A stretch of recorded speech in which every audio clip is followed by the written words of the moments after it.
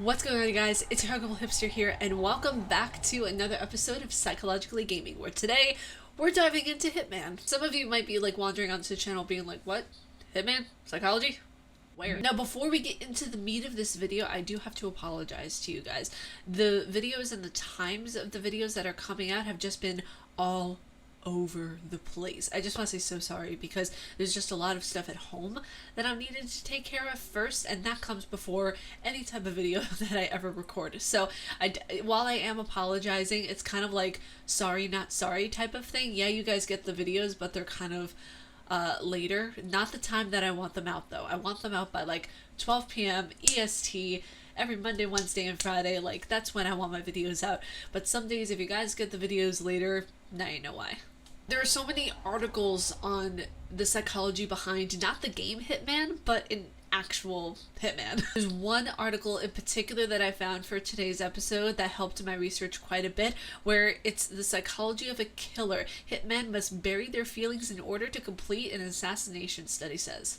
Now, one of the major things I think Hitman, aka Agent 47, might have is PTSD, post-traumatic stress disorder. It wouldn't be shocking to find out that he has PTSD of some sort, considering that he has to emotionally detach himself from everyone and everything that's going on in his life. When he's carrying out an assassination, for example, he has to be such a robotic temperament. He has to be so cold and just kind of callous to an extent. It's a job for a lot of people in real life, and it's one of those jobs that really requires a lack of empathy. So anybody who has really like, oh, I don't want to hurt this person, I don't want to do that, I don't want to kill anybody, like you wouldn't be able to do this job if you had like a modicum of empathy. Now, it states here in the article as to what a hitman actually is a hired killer who considers himself a strategist or a businessman doing just a job. As one hitman described it, can convince themselves that they are dealing with a target rather than a person. Research by a team of criminologists at Birmingham City University revealed. So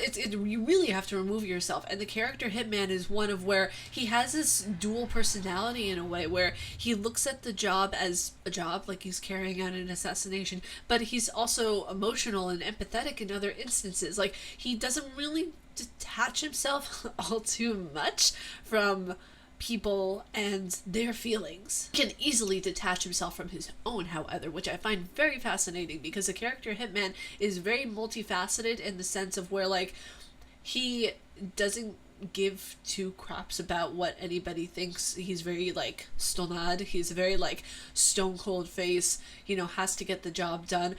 But he's very like not empathetic, but he can understand the feelings of other people, if that makes sense. And you know what the thing is that like people get paid. People get paid to kill other people, whether it be killing a terrorist, a mob man, a drug dealer, whoever it may be. People actually get paid to take out an assassination on these evil criminals or other types of folk, if you will. From what I've seen in the games and from the Hitman universe, Hitman is kind of like a kill-all kind of person. He doesn't really discriminate. He takes any kind of contract that he can get, really, that has his focus and attention, if you will. Because I really honestly, I love the character Hitman, because once you think you understand him, that's when you completely have to relearn everything about him. Now, also something that might explain why Agent 47 is the way he is, I found this on Fandom Wiki, where you can find all different kinds of things about your favorite gaming characters, where it states here that Agent 47 is a genetically enhanced human being. His DNA is a culmination of decades of secret research into gene augmentation.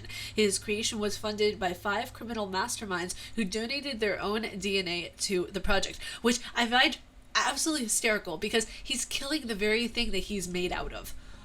Like, I find it so cool in a way, because all of these insane murderers, killers, drug lords, all these different kinds of people, he's made out of the DNA of 5 criminal masterminds. Like, I just think that's so cool. Like, now, he had the numbers 640509-040147 tattooed on the back of his head, hence the name Agent 47, because it's the end of his barcode. Now, the 47 represents that he is the 47th.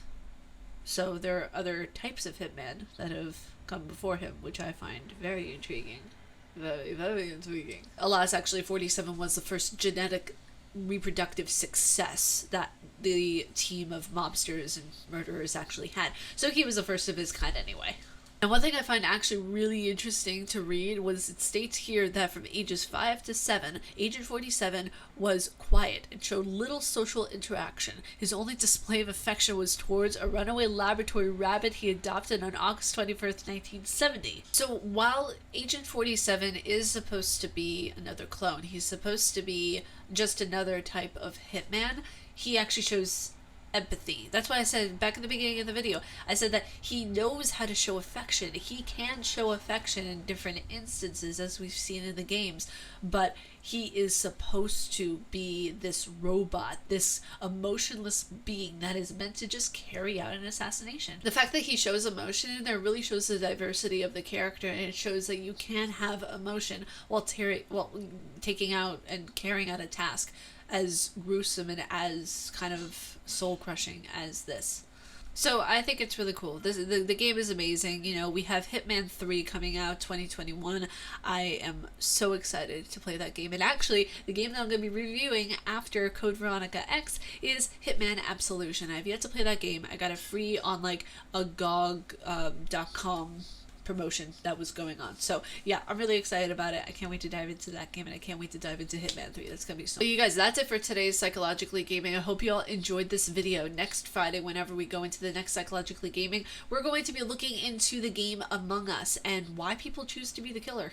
That's it for me. If you guys like my face and what I do, please be sure to subscribe and hit that bell down below, because I make videos every Monday, Wednesday, and double uploads on Friday. And with that, stay casually nerdy. I'll see you all in the next video. Peace.